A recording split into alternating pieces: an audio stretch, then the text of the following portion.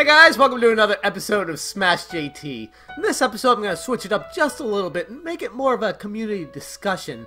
I want to talk about why you buy new games, because for me in particular, it's getting harder and harder to justify a purchase of a new game when all these incredible games keep coming out every year and the backlog just keeps increasing more and more. What makes you justify a purchase of a new game? Smash JT. It seems like a silly question when you first hear it. Why do I buy new games? I mean, I buy a new game because it's a game that I want to get, and I buy it because I want to play it. Sure, but as the years go on, doesn't it make it harder to justify a purchase of a brand new title when there are so many incredible games coming out in previous years that you have yet to play?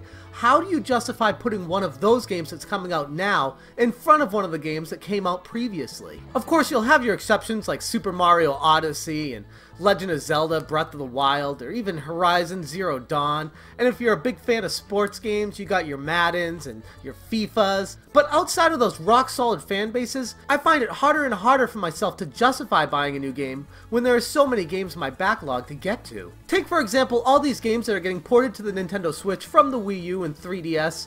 If you've already played these games before, or if you have the console and haven't purchased them before, what would justify you buying it at full retail price in the case of Donkey Kong Tropical Freeze, $59.99, for a game that when it originally came out on the Wii U was $49.99?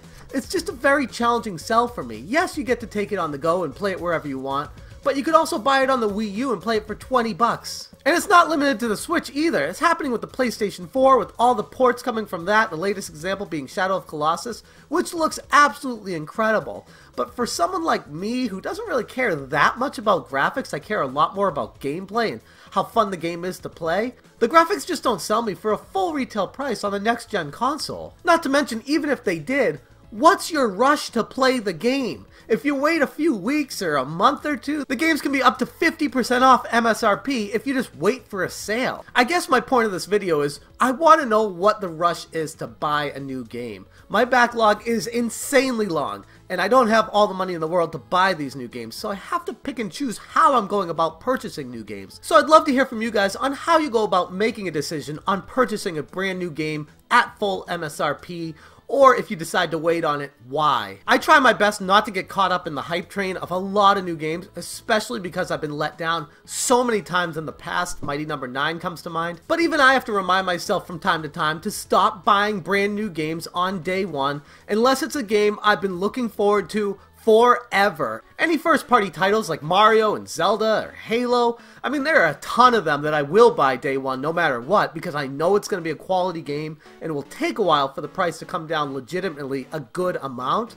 So those are the exceptions to the rule. And does all this point to a much bigger issue with the game industry and the direction that it's heading? If I'm only willing to pour my hard-earned money into new games that I'm sure I'm going to want to play, especially AAA full MSRP games, doesn't that send a message to all these game companies that they shouldn't take any more chances, that they should only make these games that they're sure will sell? And that's a very bad thing, and I'm part of the problem. Which is very concerning, because if that's how I feel about purchasing full retail price games right now, I wonder how many more people as the years go on will feel like that, and it will only get worse and worse until it's just consolidated. No matter how big the video game industry seems to be getting right now, ultimately it's going to be consolidating into titles they're sure will sell. Almost like Hollywood and the movie industry, how it's sequel after sequel for everything, and all these video games are turning into sequel after sequel. It's a safe bet. The games these days are extremely expensive to produce, and a lot of studios aren't willing to take chances like they used to. But it's not all doom and gloom, because we still have the indie developers out there. And for the indie games, for the price they're offering at between 10 bucks and 30 bucks for incredible experiences, I feel like that is ready to flourish right now, because the backlog of games was never going to go away.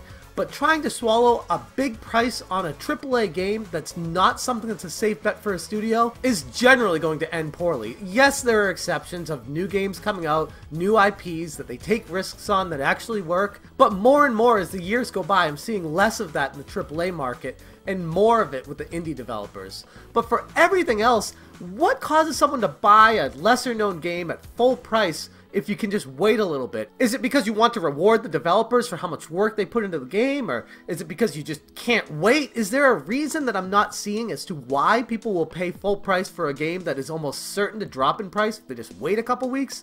I don't know. That's all I got for you guys today, but let me know down in the comments what your thoughts on this is. I'd love to see it. And as always, thank you so much for watching. Have a good one.